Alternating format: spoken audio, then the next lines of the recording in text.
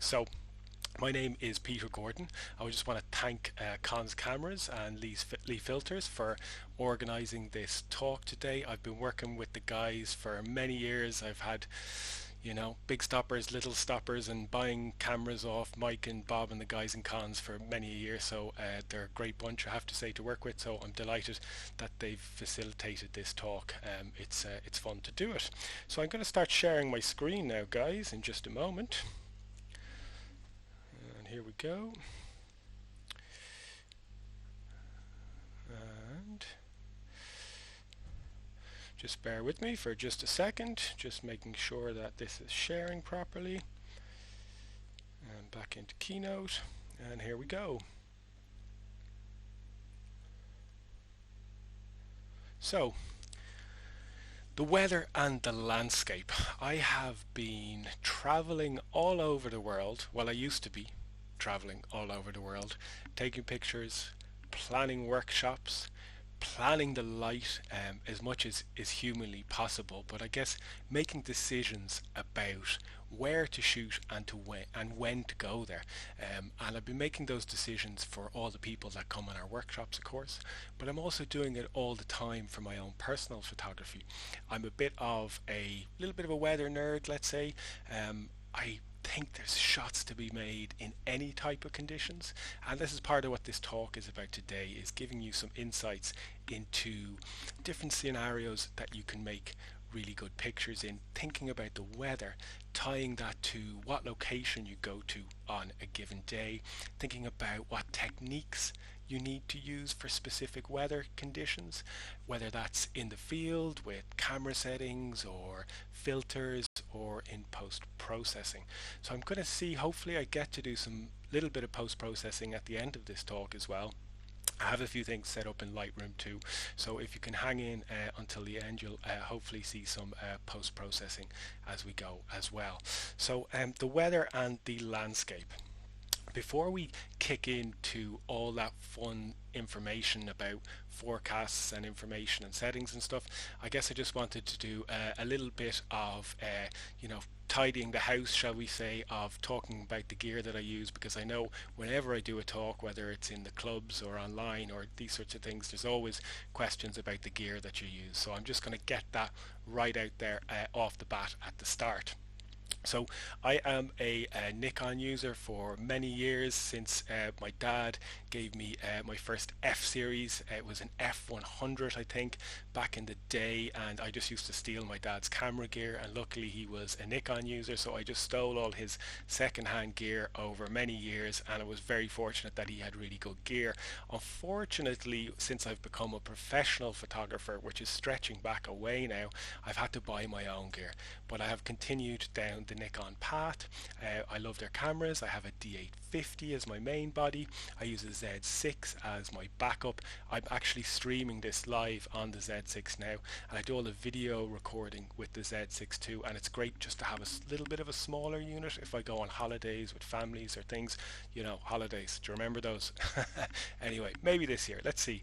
But the Z6 is a great little complement for that for me. Lens wise, I have the Holy Trinity, as it might be called, the 14 to 24, the 24 to 70, and the 70 to 200. They're all 2.8 lenses, and I find I use my whole range of lenses. It doesn't really matter the weather, I guess, although there are some specific suggestions I'm going to make around lenses and weather as we go through things here today.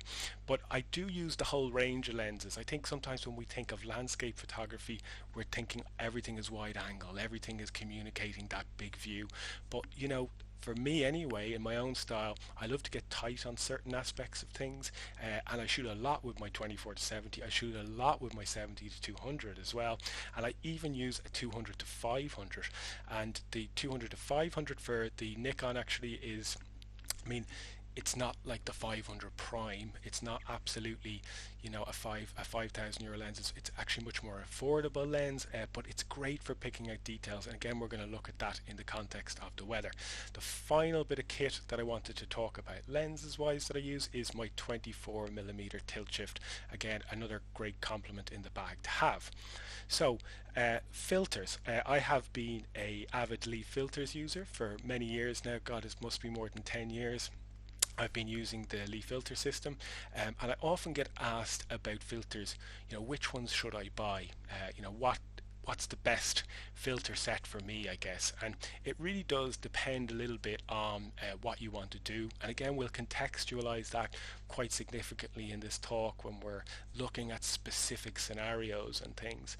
But for the moment, what I just want to share with you is what I actually have in my bag, which is a 3, a 6 and a 10 stop, a solid ND. I think the 3 stop is an often overlooked filter. Everyone goes 6 and 10 first, but I love my 3 stop. It enables me to keep texture in the water, which I really like. I then have a 0.6 and a 0.9 and a 1.2 soft filters. I love my medium grads. I have a 0.6 and a 0.9 medium, and finally I have a 0.6 hard filter as well, and of course the polarizer in there for good measure. So that's what's in the bag filters wise. Tripod wise, guys, if you're looking at tripods and things, Gitzo tripod is what I use. Absolutely solid, fantastic tripod, and I use a Kirk ball head. What I would say, if you're thinking tripods, again, weather, think wind. I can't tell you how often people come on workshops with us and they've got a great camera and a really, a tripod not fit for purpose. Let's say I'm being polite there by saying not fit for purpose. I'm very diplomatic because this is on the cons and the Lee feed. If I was just on my own, I might be less diplomatic. But anyway, when you have a really serious bit of kit, you've spent your money on the filters, you've spent your money on a good camera, it's important to have a solid base underneath it. And one thing that I would strongly recommend, whatever tripod system that you use, that you get an Arca Swiss fitting.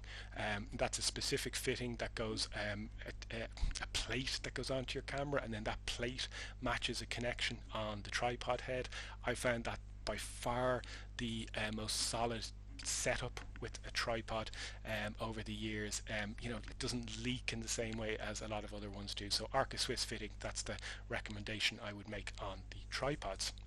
So let's actually get away from the gear for a moment, and let's get into talking about the weather forecast and your shots and the potential for predicting the light and then reacting to the light, having a sense of what light is going to give what type of image. So I'm just going to jump out of the presentation for a moment, because what I want to do is to just bring you over to my web browser.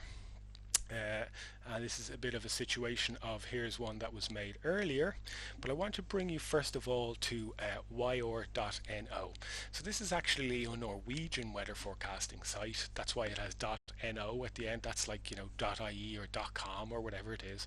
So yor.no, and I find this to be just as accurate a forecast, for example, as Met Éireann, although Met Éireann, I have to say, can be a bit better on the wind, I think, particularly sometimes. But what yor.no gives you is additional detail that's so key as a landscape photographer thinking and predicting the light, thinking about and predicting the light.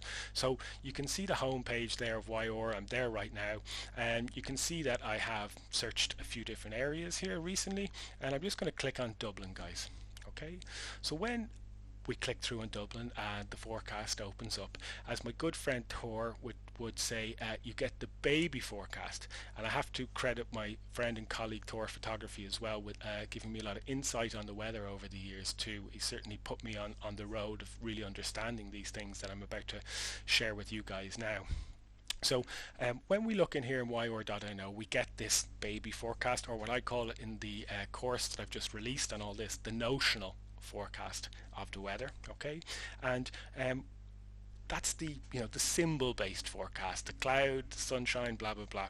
But if you come over here to where it says details, this is the really important tab to hit, and you hit details and you get an expanded table of weather forecast opening up. Okay, and this is the really important stuff in terms of your planning for your landscape shoots. Okay, and if you just note, guys, I'm not sure how clearly you can see this because of the size of the screens and all that sort of stuff that's involved, but on the right hand side of this table it says low, medium and high clouds. Okay, and that is really important information in terms of predicting the light, and we can make so many inferences about what we can expect in terms of the light based on the forecast at a low, medium and high level clouds wise. That it's still a forecast, of course. So, please don't, after this talk, or if you do the course on weather predictions and processing that we've just released, and it's not exactly as, I've intimated it might be, please don't send me an angry email. But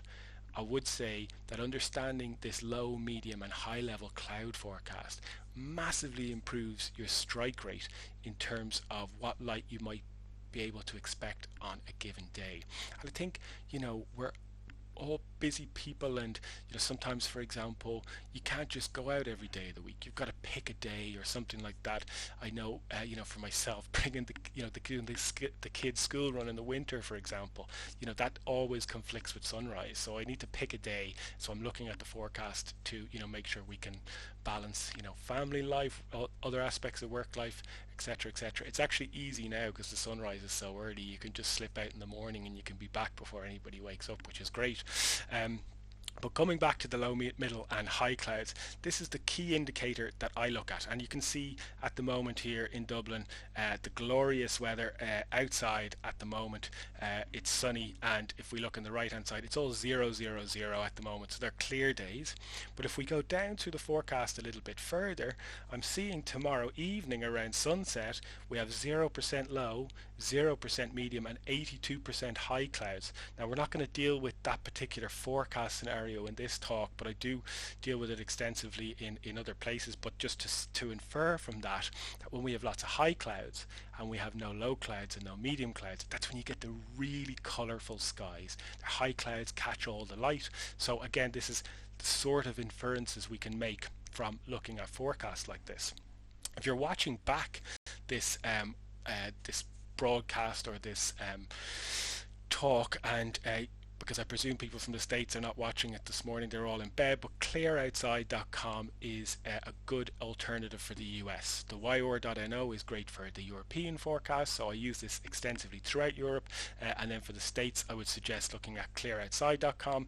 And just to note quickly, I'm not going to go on this too long, but in clearoutside.com on the top left of the screen here, again we have this low, middle and high cloud forecast, which is extraordinarily useful. And let's look at why that's useful and look at a couple of scenarios. So the two websites, as I mentioned, yr.no and clearoutside.com. So what I've done in my teaching of these concepts is I've tried to break down the forecast into a range of scenarios that help you think about what light you might get on a given day, and then that helps you think, okay, where am I going to go? So if it's forecast for the type of forecast that you've potential for very moody light, you might go to a location that you see as an atmospheric shot or a colorful shot or a cloudy shot. So when you start to make the links between the forecast and what location you're going to go to, again, it's that thing of improving your strike rate, getting more out of your shoots by planning a little bit more effectively. It's really important. So I mentioned there 5 scenarios that I have broken down, okay? So we have the forecast where we get 100% low clouds. That's when basically you just have 100% low, and you can be pretty certain on a 100% low cloud day it's going to be grey. It's just going to be grey. Then we have clear days like we're having outside right now here in Dublin anyway, 100% clear, or at least clear enough. Sometimes on those very clear days you'll have, forecasts of a few low clouds and a few medium clouds, but predominantly clear. Let's say everything is 10 to 15% or under, so we have a predominantly clear day. And what I'm going to deal with in this talk today, because I think the low clouds and the clear clouds, or the clear days, are the most difficult for landscape photographers. We all can see the colorful days, we can go with the color, and it's more obvious. But I'm going to deal with the low clouds and the clear days in really a lot of detail in this talk. I do in the effective planning course deal also with no low clouds, high percentages of medium and high. That's another scenario. That's when you get like just the crazy colors when you get the low clouds and the light coming underneath. And then when you have no low clouds, no medium clouds and high percentages of high clouds, you also get quite interesting color, but the clouds are quite a different shape. I'd say they're more feathery. I think it's cirrus clouds are the high clouds, and they just have a different shape where you'll get the more sort of puffy and rounder clouds when you have the medium. And then the fifth scenario is when you have the mixed forecast. You have nothing at 100% in terms of the forecast. But there's 5 quite specific scenarios we can look at in the forecast, in that yr.no or in Clear Outside, and make a lot of inferences about what potential light we might get. And before I jump into loads of detail on that, I can just see that Gareth has some questions coming through for me. So I can see what Gitso tripod do you use? I have the Series 4. I think it's the Mountaineer is the exact type. Sorry, I take that back. It's Systematic 4 series. So the key thing for me with the tripod, again, when I'm thinking about that gear, guys, I personally hate tripods that have a center column, because there's no point extending the center column because it's just going to introduce wind. So it gives you an extra few inches to get up to your eye level, but then the camera flaps around in the wind, especially if you're living in Ireland or the UK or somewhere like that. We're not exactly, the sort of tropical, calm Mediterranean climates. I don't like a center column for that reason, and then I also don't like a center column because it can't get down as low. Sometimes I like to be able to open the legs of the tripod right out and get down low. So Systematic 4 series or 3 series, and just make sure you get the tripod without a center column. Okay, and I can see another one coming in there from Phil McGowan, asking me about what Benq monitor I use. Phil, I actually have your email address. I'll need to look up the exact make and model. It's a 27-inch Benq, and I have to say I found it a brilliant alternative to using the ESO or ISO. I'm never sure what's the correct pronunciation of that. They're also superb, but the Benq is half the price, and for me it's been great bang for the buck and quality. But Phil, just send me an email separately on that and I'll give you an exact model. Okay, so that's just some questions, guys. I'll keep an eye on that, Gareth, if you want to fire any more through. So there's no such thing as bad weather. I guess I feared when I was coming up with this concept of weather and landscape photography and how to predict it and scenarios and all these things, that it could be interpreted in some way that when we don't have the perfect forecast, we don't go out and take pictures, because it doesn't look like it's going to line up. The more you go out, I promise you, the luckier that you'll get. That is a fact. And then bring this information on top of it and you'll start to get extremely lucky. I always get told I'm very lucky about my landscape pictures. God, you got great light. But that's because I go out a lot, and that's because I have an understanding of the weather. So in saying there's no such thing as bad weather, I mean we need to adapt to the scenarios that we have. So if, for example, we have a 100% clear day, okay, but it's Saturday morning, it's our only day off during the week, it's get out on Saturday morning or nothing, and that's it, okay? And or if, for example, we imagine a particular shot, we know what type of shots work in clear weather, and we have a sense of okay, this shot will work with pastels, for example. That's great in clear weather. So we make sure we plan around that specific scenario, okay? So that just leads me nicely on to the segue around the pastels. So with clear forecasts, okay, we get these beautiful pastel colors in the sky potentially with very, very clear days. And those sort of colors, you can see it in this image here. There's a little bit of a warm to cool transition happening, which is quite natural as well. That little bit of warm light from the left-hand side coming into the frame, and those pastels over the right. The image itself is taken in the Dolomites, up at the Lagazoy refuge, up at about 2,000 meters actually. But a couple of points I wanted to make around shooting these pastel colors is, first of all, as I said, clear days, great. Get there early, like really, really, really early. I'm always an advocate of arriving for sunrise very early, and when we do the workshops and things, we're always at least 30 to 40 minutes before the sun comes up. But if I have a clear day like this, basically when I have clear days, things get hot quickly, and the light gets hot quickly, and there's a smaller window to shoot in, okay? So it's important to arrive early, and I think like 1 hour before sunrise. okay? And that's when you're likely to get these really gentle, beautiful pastels. And when it's clear, it's brighter much quicker. So, your window for shooting on clear days is actually much more before sunrise than after sunrise, or after sunset rather than before it. So if I have a very clear day for sunset, I'll only get there about half an hour before the sun sets, or even less sometimes, because I know that on that bright clear day the light is going to be uninteresting just until it goes down. And then when it goes down, we start to get some interesting color in the sky that we can work with. And I stay late at sunset. If it's a sunrise, as I said, I arrive early and I get the pastels. This is shot with my 850 14-24 wide angle lens. I've used my Polarizer. That's I guess a filters tip I would suggest when I'm shooting pastels, is the Polarizer definitely gives them a little bit of bite when you're shooting slightly across the light. Of course, Polarizers are at their best when you shoot across the light.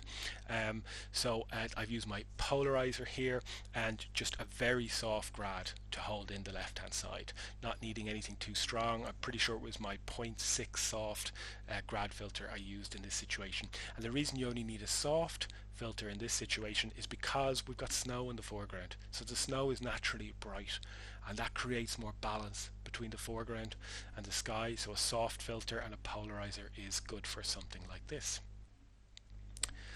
So it's going to get hot quickly. So when we shoot on very clear days, I mentioned already to arrive early, because once that sun comes up, it's kind of done so quick. I'm already thinking about the nice Irish breakfast and a cup of coffee once we get 15-20 minutes after sunrise, because the light just becomes really hot and really uninteresting quickly.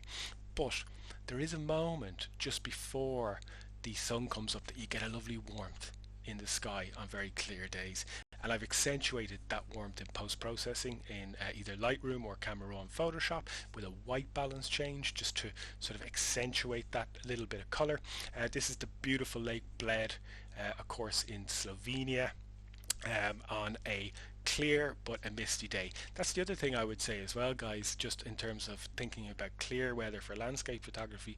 Well, you don't have the dramatic interest in the sky in terms of clouds. You do have the pastels, as I mentioned, and you also have the potential for mist on lakes when you have clear days. And the reason for that is on clear nights, clear mornings, the temperature drops, and mist is formed when there's swings in temperature. And again, that's something to discuss extensively in the new course, but another reason that clear days can be worth getting out of bed for. Once the sun does come up on a very clear day, I tend to switch to my long lens. I tend to avoid the sky and to pick out the details in the landscape. So for example here, this is a shot from Tuscany, rolling hills, but of course Tuscany is very famous for these rolling hills, one of the most beautiful places in the world for it. But in Ireland and the UK we have gorgeous agricultural landscapes as well, with rolling hills and trees and things like that on the edges. So when the sun comes up, get tight and pick out these details, because while the sky becomes very uninteresting very quickly on a clear day, what we do have to our advantage for sure is that we have light on the land. So once it's up, I start to get my big lens out, my 70-200 and my 200-500. Now the dynamic range, of course, of the shot then becomes much more narrow. We don't need to use grad filters for the skies because there's no sky in the picture. So there's a range of light that's really manageable to capture when we have this sort of scene. So I would probably just use a polarizer just to give a little bit of extra zip or contrast to it, but no grads, and obviously no need to slow down exposures or anything like this when you're shooting these type of tight shots. So next up, go tight, go real tight. So use the highlight to your advantage. Okay, this is an image from Fuerteventura. I can see there's a little white line on the side of my screen, which is a little bit annoying. I think that's in how I've done up the keynote display, so apologies about that. But dealing with desert scenes, dealing with highlights, it could be a highlight on the edge of a tree and you have that black palette in behind it, and that can work really, really good on clear days. Again, this is with my 200-500 to really pick out that detail. And even when it's crazy bright and it's totally clear, sea spray, it looks great in brightly lit sunny days, and super fast shutter speeds, big lenses, 200 to 500s, all that sort of stuff, and just get really tight on the details. So this is, I guess, just a little bit of a summary, guys, of what we discussed through looking at those images. So I'm actually just going to move on to the next slide. So the other scenario, the two of the five scenarios we're going to deal with in this particular talk, is the idea when we have 100% low clouds. So they're the grey days. They are the days that everybody assumes there's very little doing in terms of pretty scenes out there. I know photographers have a sense about what can be done in even light and cloudy days, and when you're talking to anyone else that's not a photographer, they never see any potential in this. And I have to say, a lot of photographers don't see potential in these low cloud days as well.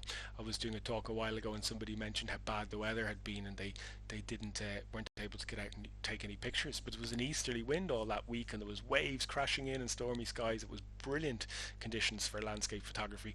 My wife likes to joke that I'm the only person in Ireland that likes crap weather, but there you go. So low clouds, what are they good for? Well, they're great for minimalism. Okay, because when you have low cloud days, you have very little definition in the sky, and a minimalist shot by its very nature has a simplicity to it, and having a uniform grey can help you to accentuate that simplicity. Negative space, or we recently did a workshop with Rachel Talibart, and I think she called it kindly vacancies, which I thought was a nicer way to describe negative space. But grey days are fantastic for creating really striking minimalism. This is Kirkjuvell Mountain in Iceland, which of course is just slightly recognizable for the landscape photographer.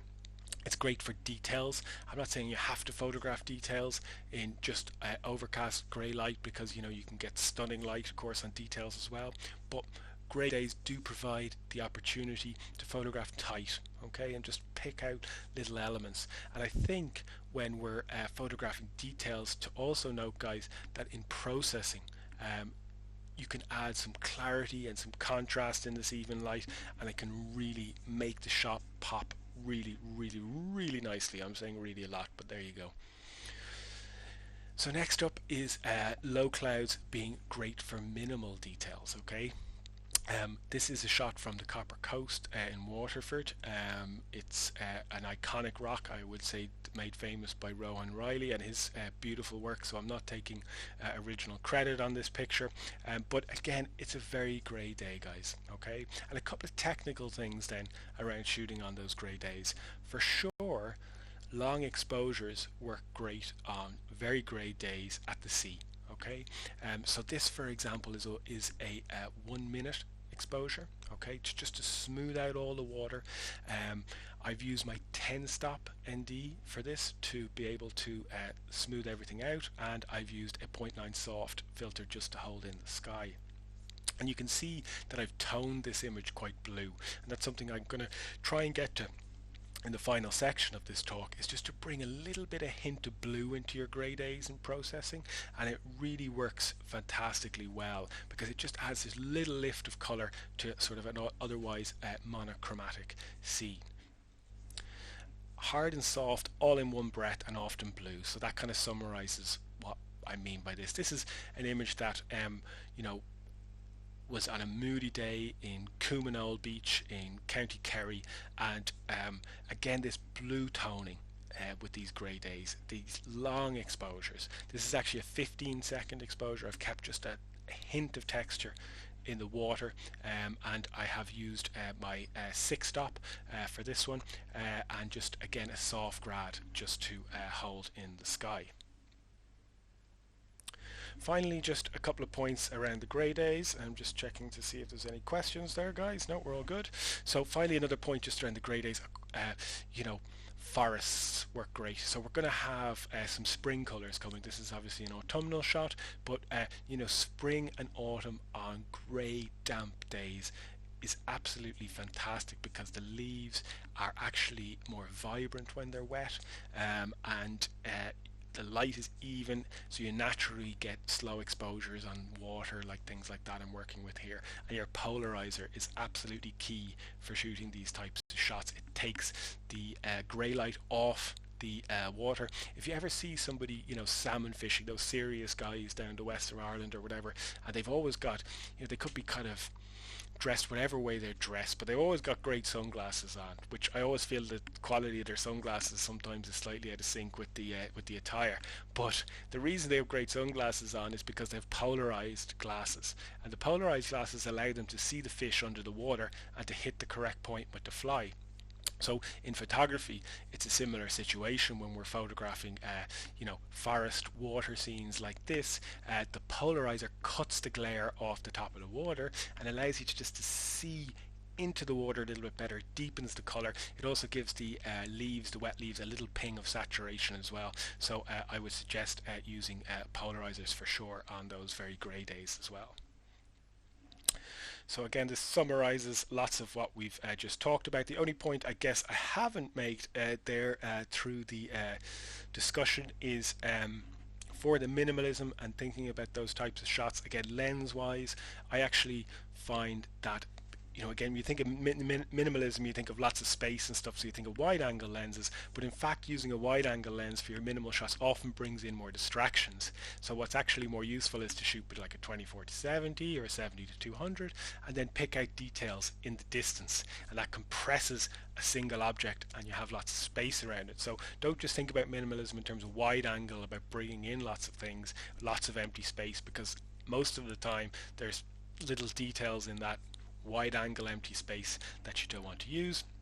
And just a final point I can see in my notes here that we didn't allude to was when you arrive for those very low cloud days to take your shots, that I mentioned arriving an hour before when I have those clear days. I probably only arrive 15 to 30 minutes when I have a very low cloud day forecast, and I know in the back of my head that I could arrive 15 minutes after sunrise if I really wanted to, but I just need to get there just in case something happens, even though I know it's so unlikely. But I definitely won't arrive an hour before sunrise when I have a low cloud forecast, because the likelihood of any color being there is basically zero. So just arriving just before the sunrise should suffice. But take your life in your own hands. Something can happen, and you can miss out on some color or interest. So just before, or if you want to be extra safe, arrive 15 to 30 minutes before the sunrise comes up. So one really important thing to consider as well when we're thinking about landscape photography and the angle of the sun is that when I think of where the sun rises and sets, of course we think about the sun rising in the east, and we think about the sun setting in the west, which is of course true. But actually when I think about it being northerly in the summer and southerly in the winter. And I use the photographer's ephemeris or photoephemeris.com to look at the specific lighting angles and see how they change over the course of the year. But let's take the example of Ireland here. Okay, so on the left hand side you can see Ireland in both maps, of course, but at the left hand side you can see winter, and on the right hand side you can see summer. Okay, now the line here, I don't think my cursor is actually going to work here in the display I'm in, so I'm just going to describe it to you. So the orange line on the far left on the winter, that's the sunset, and this yellow line between the blue and the sort of orangey line on the right is the sunrise, and you can see that it's coming from a really southerly position in the winter. And then if we look at the summer lines, you can see again that the sunrise and the sunset lines are now coming from the north, and look at what a dramatic swing that is. So if I'm thinking about photographing Ireland, I'm thinking that in the south of Ireland will be better in the winter ideally, because the light is always going to be coming on to Cork and to Waterford and places like that, where the north of Ireland is better in the summer. So if you're thinking about going on your landscape photography trips over the next couple of months, we're all crossing our fingers we can get moving a little bit again, that consider going up the north of Ireland to Donegal and places like that, because you'll get the light more into the beaches during the summer. And if we look at Iceland as an example of this, the further north you go, the more extreme this becomes. So I mean, look at those two lines, look at the difference of the sunrise and the sunset position summer versus winter. I mean, it's just insane, the difference. South coast Iceland in the winter is a really iconic photography track, of course, and one of the big factors in that, well, besides the ice beach, northern lights, Vik, Vesterhorn, crazy mountains, black beaches, all that. But besides that is the angle of the sun. So there's, because it's in a southerly position throughout the winter, you're getting light onto all that south coast if it comes through, of course, and you're not in a blizzard or whatever. So that's a really important thing to consider in your planning, is the angle of the sun at a given time of year. And I don't think I have enough time to go into it, the specific app in lots of detail right now, but look up the photographer's ephemeris if you want to be able to plan and see where the light's going to be. You can get that as an app, as a download for your phone. I think it's about 5 to 10 euros. You can get a free version on desktop, photoephemeris.com. But when you're on the desktop, you do need to log in and create an account to get that free content. And if you want the Google Map view on the desktop, you also need to create an account, which I think is about 30 euros per year. There's PhotoPills as well, which is another great app. I'm not sure the exact price of PhotoPills, but that can certainly be downloaded onto your phone. But certainly thinking about where the light is going to be will really help you to plan your pictures more effectively. And that's just a note on those lighting angles apps. So one further thing just to discuss about the weather and your planning and thinking about the light. When I'm looking at forecast, I don't just look at the forecast in the area that I'm in. I actually look at the weather forecast in adjacent areas. So for example, if we use Dublin, you could see the map view here, how is the weather in Holyhead, because that's directly to the east of us. Okay, what I mean by that is or the inferences that I can make is that if, for example, I have lots of medium and high clouds forecast in Dublin, but I have total clear weather forecast in Holyhead, then it's a great thing that there's a great opportunity that the light is going to come in behind the clouds in Dublin from the east at sunrise. So looking at adjacent areas in your forecast can also help you predict specific outcomes. That's really more about getting those really deep colourful skies that I mentioned in one of those 5 scenarios. But what if you live in Inishbofin? There's not really too much you can do in terms of, checking the weather forecast in New York isn't going to be great. But there are websites like sat24.net. If you look at sat24.net, it will give you a radar view of the positioning of the clouds around Europe, and that can be used whether you're in Ireland, the UK, or even in the States. It's relevant there as well. So sat24 is somewhere you can check to see, again, is there a buildup of clouds to the east of where you want to shoot at sunrise, or is there a buildup of clouds to the west of where you want to shoot at sunset? And again, this is unpredictable, but having a sense of when might be a good day if we have limited time to go out is very, very useful, I think. And making sure you're sort of maxing out your opportunities with stuff. Okay, so just to come back to the NDs for just a moment, because again, something I always get asked is, what NDs should I buy? And I alluded to what I had in my bag earlier, but the next follow-on question, which is a natural follow-on question and a totally reasonable question, is, well, you have 6 grads and a polarizer and 3 NDs. I'm not going to buy all those at once. So a lot of the time people want to know, what's the priority? What filters do I use the most, and what's most of use to me? So for me, the single most used filter in my bag is a 0.6 Medium Grad. There was one that Lee came out with it must be a couple of years now at this stage, but it's one of the newer filters on the market, I guess, in the context of the history of the company and filters. And I love the Medium Grads because they kind of have like the power of the hard filter, but they have the soft transition of the soft filter. So the 0.6 Medium is my most used grad, and the 0.9 soft. They're definitely my 2 most used grads. Okay. After that, I also have the 0.9 medium. The 0.9 medium is more useful, or the 0.6 hard, or the 1.2 soft. They're stronger filters, okay? And I should say 0.3 equals 1 stop, and they're filters that would be more useful for shooting directly into the sunlight when you have a wider dynamic range.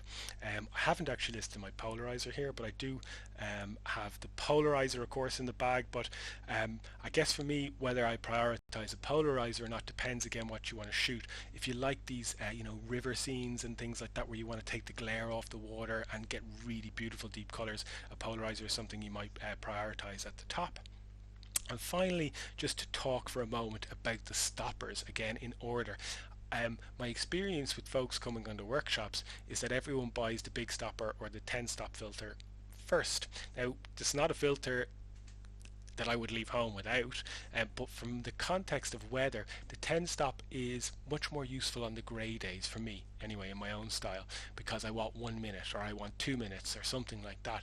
But if I'm shooting in the morning, for example, at a sunrise or a sunset, and let's say the exposure without any filters is an eighth of a second, which is, a common enough scenario. So if we want to add 10 stops to an eighth, we can either use the Lee Stopper app, or we can count like babies on our hands and go an eighth becomes a quarter, a half, 1 second, 2, 4, 8, 15, 30 seconds, 1 minute, 2 minutes.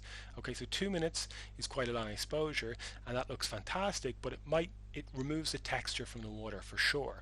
So my advice on the first filter to buy, if you're thinking about buying your first one, is to get a 6 stop or a little stopper, because it's a more versatile filter and you can work with a range of different exposures. Also the 3 stop 0.9 I mentioned as well earlier, and then the 10 stop too for sure. So coming away from filters for a moment and just trying to contextualize something about lighting. Again, it's a little tricky in the amount of time that I have to really go into massive detail about lighting angles, backlighting or side lighting. It's something to go into really a lot of detail on that effective planning course, but I do want to just to allude to it today because it's an important point around your planning. Okay, so we've looked at the idea that the sun moves in different positions throughout the year. I've mentioned apps where you can see that, you can judge that for yourself in whatever location you're looking at this stuff. But what are the implications of the position of the sun? Okay, how does that affect your photographs? So I've just got a quick scenario here to show you 2 shots that will give you hopefully a little bit of insight on this.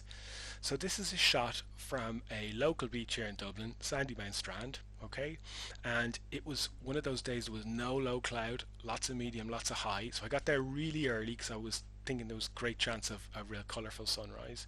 And you can see on the right hand side of the frame the city lights are lit up, so that gives you a sense how early this is, and the fact that you can still see those lights and the colour was absolutely going off at that point. Okay, so for me, again, people have different opinions on this, how they do things. I like to shoot into the light pre-dawn, okay, before the sun comes up, okay, or in sunset after the sun goes down, because the dynamic range is a little bit more manageable, it's a little bit more soft looking when you're before or after, but at the same time it's still quite a wide dynamic range. Okay, so when I'm shooting into the light, I can expect more drama, okay, more contrast.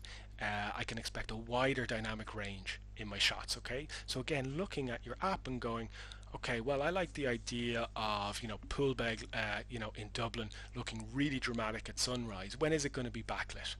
Okay, when is the sun going to come up right in behind it? Well, I know it's going to be in the summer because that's when the sun comes from the north. But if you didn't know that and you wanted to research on the app, that would be a really important consideration, and that's how I think about the locations that I visit.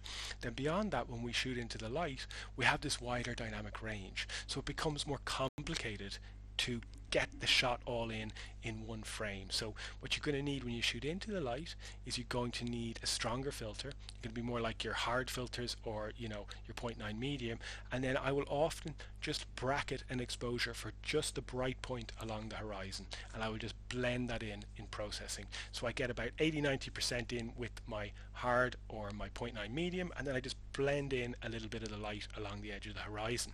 So that's a few technical ideas about what can be done, but just moving on for a moment here, and I can see there's some questions coming in, so I'm going to come to questions now in a second.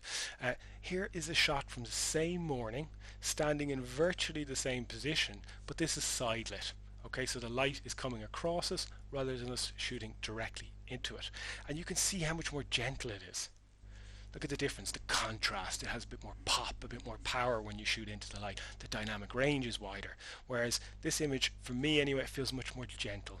Okay, much softer, and I've only needed a soft grad to just hold the sky in with this particular image, versus this one where I needed a strong 0.9 medium grad, plus I needed to even blend in that little highlight along the horizon because the dynamic range was so wide. So dealing with side lighting or dealing with backlighting, they look very different. They just look very different, okay? And you need to figure out what you like in terms of your shots, and then decide, do you like side lighting, do you like backlighting, do you imagine a location like this or like that, and then go for it from there. So I'm just going to answer a few questions, guys, that are come up.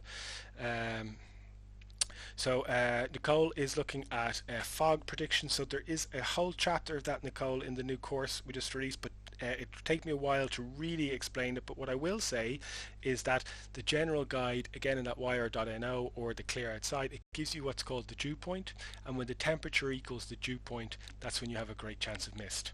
Also, just swings in temperature are key, and low winds. Okay. Just sorry guys, I'm just reading the questions as they're coming in. Okay, so Noreen is asking me about the blue cast in the Lee filters. So what I found with the blue cast, I have to say, is that the newer filters don't really have it, particularly the IRND ones, but it's a very easy fix, either in camera or just in post.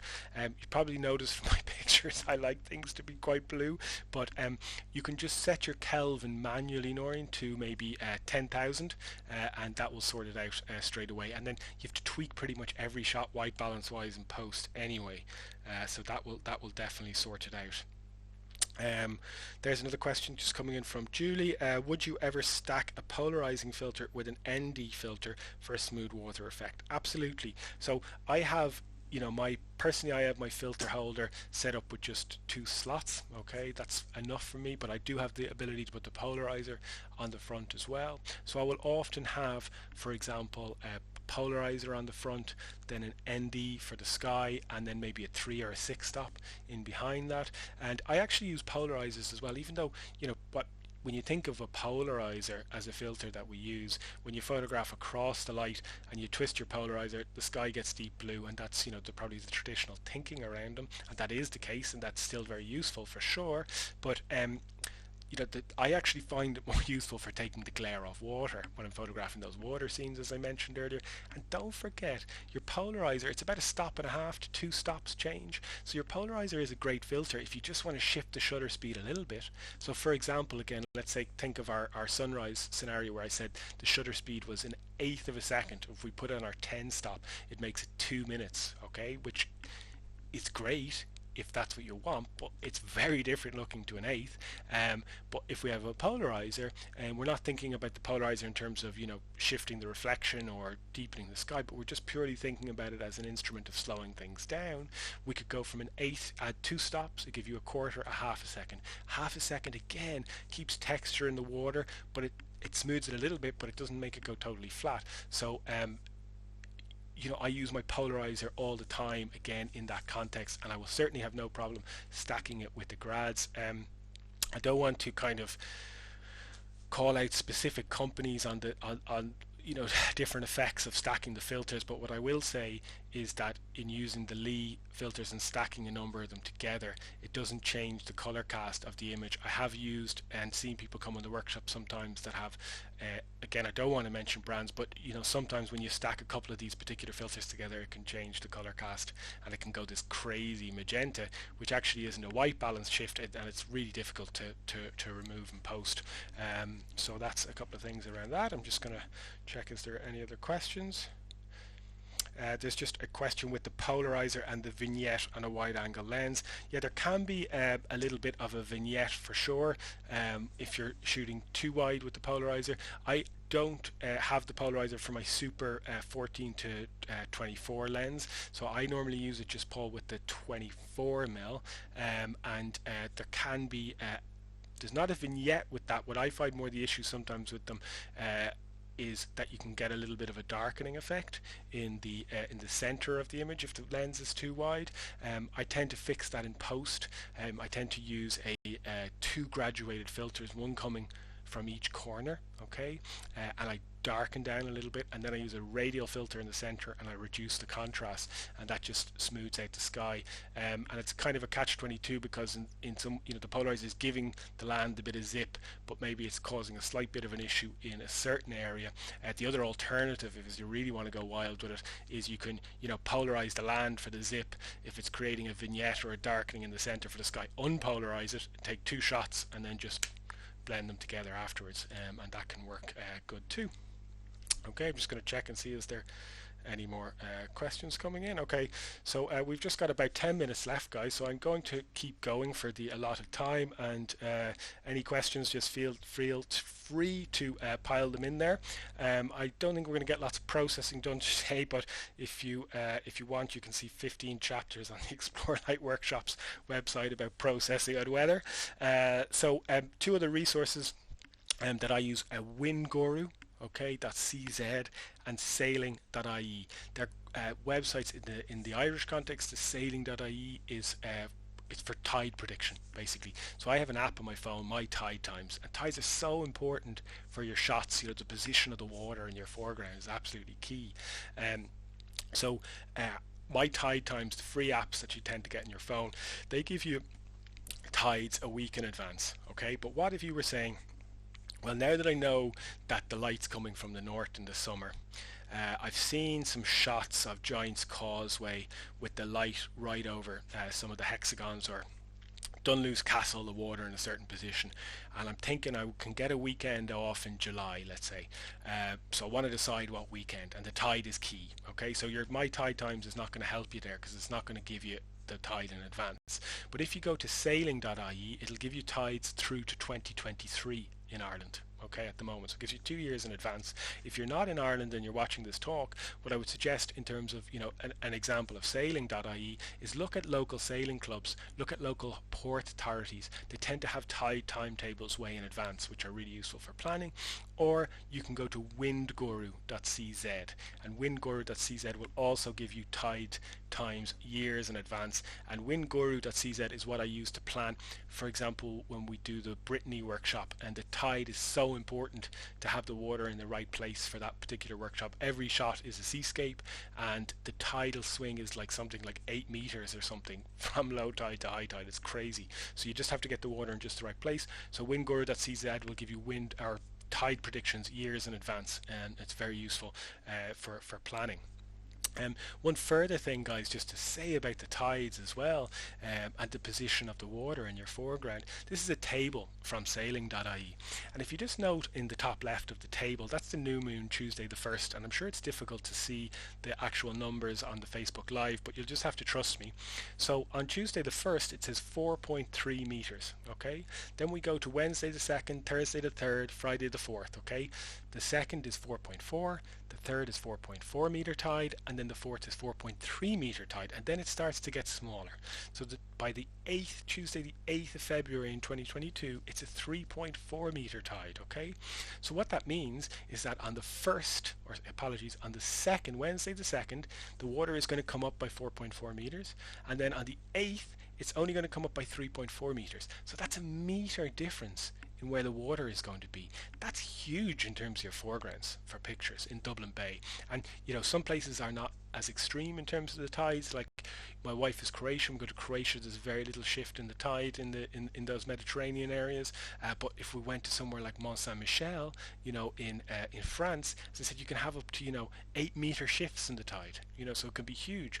And the point I want to make in looking at this is that basically at different times of the month there's different high tide levels. So for example, the big tides, okay, when they get to their highest and when they go out the most, are just after the new moon and the full moon, okay? So again, if we put that theory to test and we look at Wednesday the 16th there, okay, on the right hand side, you can see the area that I've circled, the 17, 18, 19 and 20, they're all 4.2, 4.3 meter tides, and again as we get away from that area and to the 23rd, it's down to 3.7 meters. So if you have a shot and you want the water to come right into the area that you want to shoot to get interesting textures and use your filters to slow things down and get interesting foregrounds that way, then look for those bigger tides. Certainly in Dublin Bay and in my general experience shooting around the world, I prefer bigger tides because the water gets into more places, and it's going to go out. So you can also get it in a place further back if you want, and it goes out further too, so it reveals more. So planning around landscape photography, planning around the moon phases, thinking about the position of where the water can be. And I'm just going to finish up on this point time-wise as well. So here's a shot from an area in Dublin that lots of you will know who are tuning in from Dublin. This is the Dún Laoghaire Baths. It's been torn down actually in the last few years, but it was a beautiful location to photograph in Dublin. I used to know it as a kid as the old Rainbow Rapids back in the day. Many a time I took my life in my own hands going down those slides and into that swimming pool at the bottom, but great fun, great memories. But this shot is taken on the 3rd of the 4th, 2018. Okay, so the 3rd of April.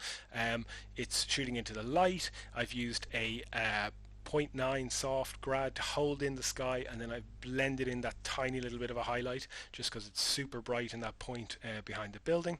And here is another example of the same shot, but this time it's on the 6th of January. Okay, the big difference here of course is the tide and also the wind.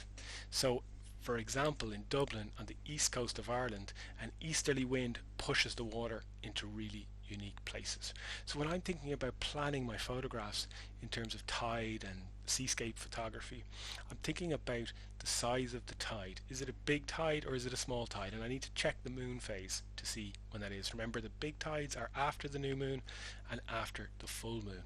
And on top of that, I'm also looking at the wind. Where is the wind? Is it an onshore or an offshore breeze? Okay, so if it's an onshore breeze, as in on the east of Ireland, wind is coming from the east, it's going to push the water in further. So if I have a combination like of a big tide and an easterly wind, then I know I have a great opportunity to get water in very interesting places. And this for me is point in case. This is actually a shot I did handheld. I was hanging over the wall at Teddy's in Dún Laoghaire, waves billowing over, and I just had my soft grad on. I used my tilt shift lens 24mm, and I cranked the ISO to get a quick shutter speed to freeze the motion of the wave as it climbed up on the baths themselves. So quite different. There's the view where I'm standing basically where that wave is, versus this view here where the tide is pummeling up onto the baths themselves. So guys, I hope that there was some useful information there around your planning and thinking about the light. I did mention during the course, I actually meant to do the shameless self-promotion at the beginning, but I've just released like a 4.5 course, all this detail about planning and also processing your photographs. So if you want to check that out on the Explore Light Workshop site, you can of course, but I'm just checking my phone just to see if any questions come in, so I'm happy to answer any additional questions now. So there we go from Mary. Any tips for photographing trees? So trees, I guess a couple of things I would say. The desert shot that I showed there, Mary, where it had just a little bit of bright light on the top and then that very black palette in behind it, I think that can be a nice effect with trees. So what I mean is, think about on a clear day at sunset or sunrise where there's just a patch of light across a tree, and then that allows you to sort of naturally darken the background so the tree really pops out. That's a lighting suggestion around the weather with them. I also again like my long lens. I like to pick out the center detail of the trees, so where the bark is coming up the middle, and then you have, I always feel like they're like tributaries coming out the side. So I think that's quite an interesting graphic to get very tight on the trees. Shoot them when they're wet, shoot them when they're wet on those low cloud days. And for spring, it's starting to happen right now. So it's over the next few weeks when those fresh greens are key. And then, of course, then we get into the autumn. They're the two best windows to shoot trees in. Okay. Sorry guys, just checking the further questions. Can you use a 10 stopper to produce the same effect as a 6 stop by reducing the exposure time? Well, you can certainly achieve similar things with a 10 stop or a 6 stop. So let's say if we take a hypothetical example, if we are using a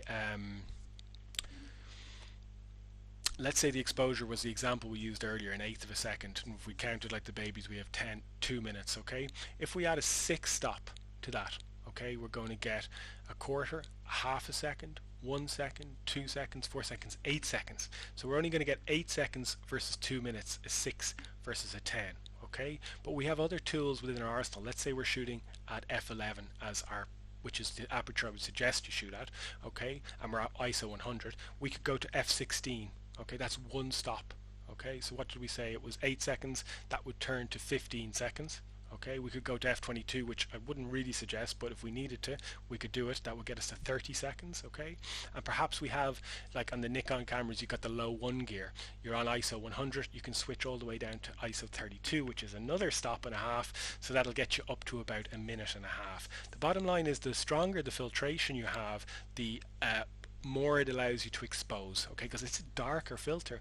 So when the light is passing through a 10 stop versus a 6 stop, the 10 stop lets less light onto the camera's sensor, and what that means is that your shutter speed is increased.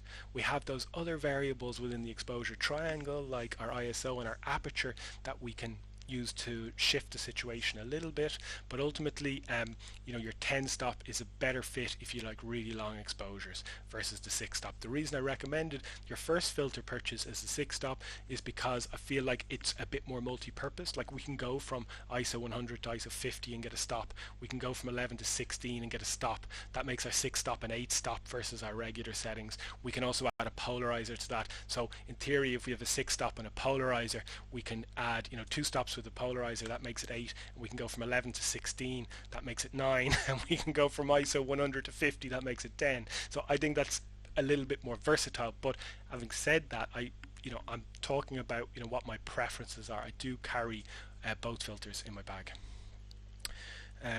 Okay.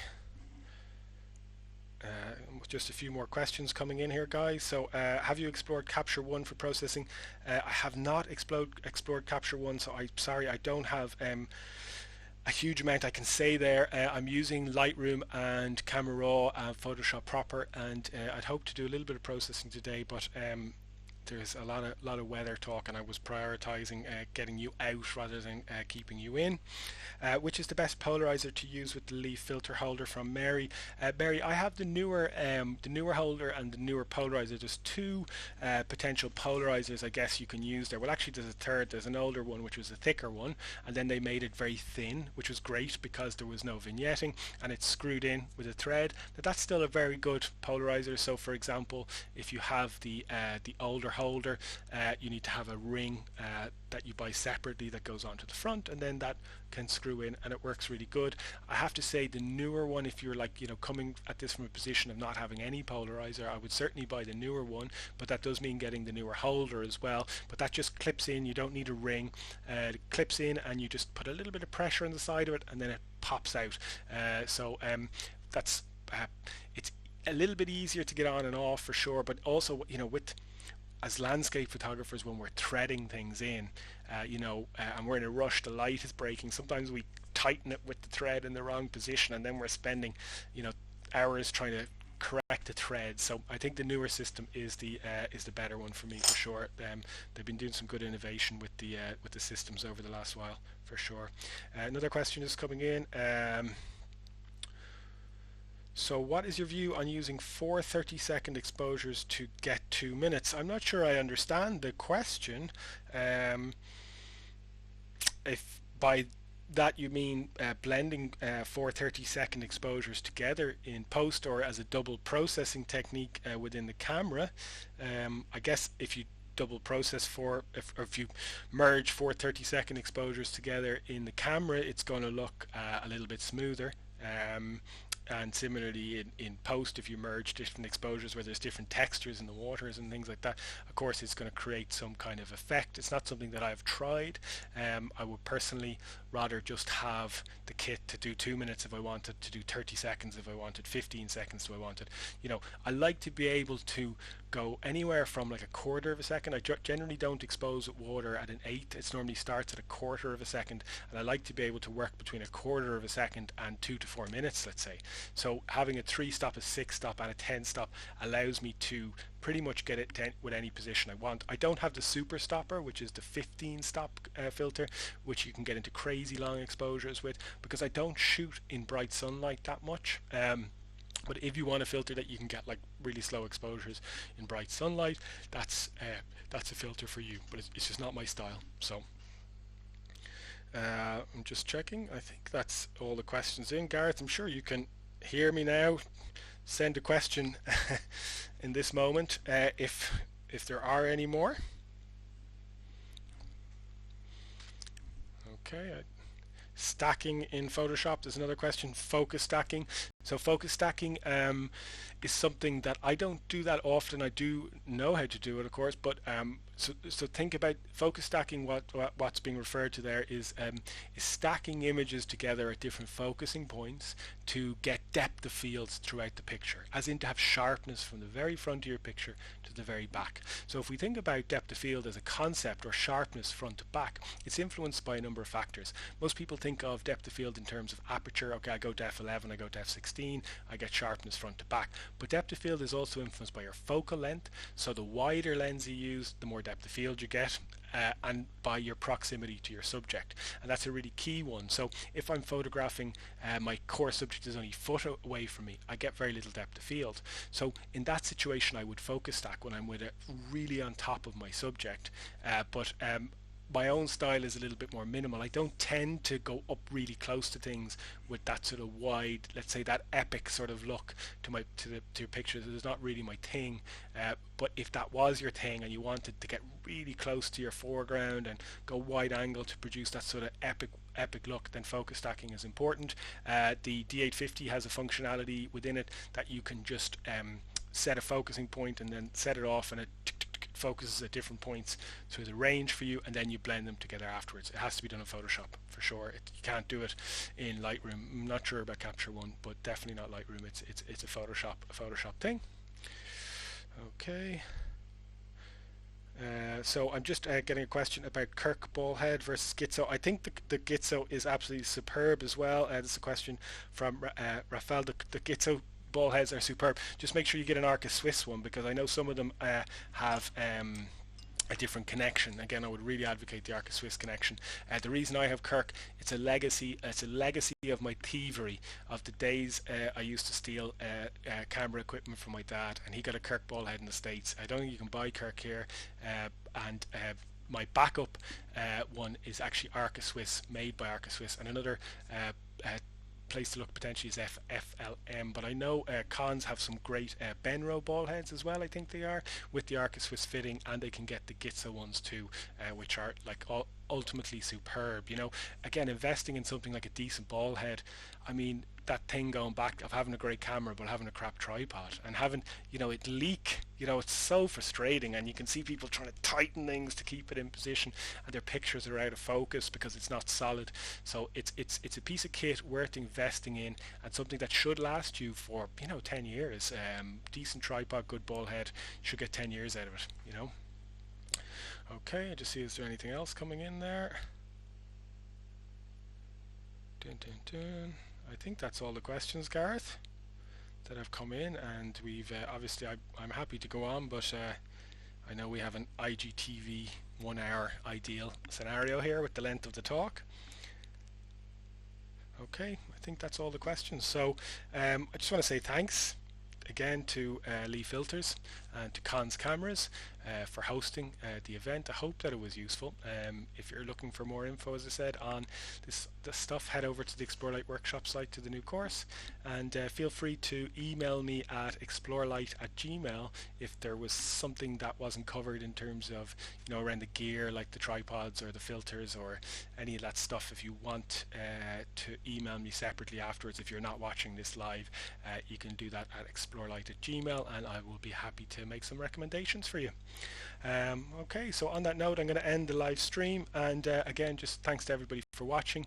And thanks particularly to Cons and to Lee for hosting. So take care, get out there, get some shots done, get your planning. Let's all get on the move again. It'll be nice. Okay, take care, folks. All the best.